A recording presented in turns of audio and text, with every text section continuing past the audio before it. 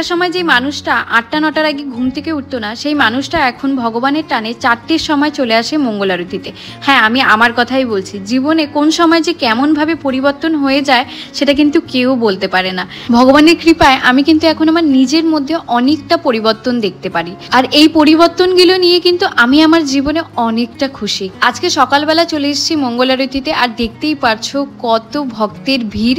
আজকে সানডে বলে কিন্তু ভিড়টা একটু বেশি, কিন্তু যতই ভিড় থাকুক না কেন সকালবেলা কিন্তু মঙ্গল আরতিতে আসলে মনের মধ্যে একটা অন্যরকমই শান্তি লাগে। চারিদিকে এতটাই পজিটিভিটি থাকে যেটা সত্যিই ফিল করা যায়। তো আমার সঙ্গে তোমরা একটু সকালবেলা ভগবানের দর্শন করে নাও। মঙ্গল আরতি শেষ করার পর আমরা চলে এসেছিলাম পার্কে।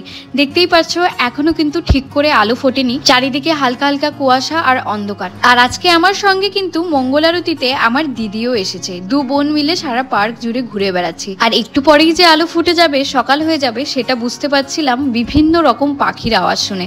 এত সুন্দর সকালবেলা পাখি ডাকছে, সত্যি এবার বুঝতে পারছি যে বসন্ত এসে গেছে। তারপরে কিছুক্ষণ আমরা দুজনে একটু পার্কে বসেছিলাম, আমি জব করছিলাম। তারপরে যখন কিছুটা আলো ফুটে আসলো, আমরা দুজনে মিলে আবার হাঁটতে হাঁটতে বেরিয়ে পড়লাম বাড়ি যাওয়ার জন্য। আর যেতে যেতে বাতাসে কিন্তু পাচ্ছিলাম একটা মিষ্টি আমের বোলের গন্ধ। আমার কিন্তু আমের বোলের গন্ধ বেশ ভালো লাগে। আর হ্যাঁ, তোমরা সবাই কম বেশি মায়াপুর মন্দিরে এসেছো।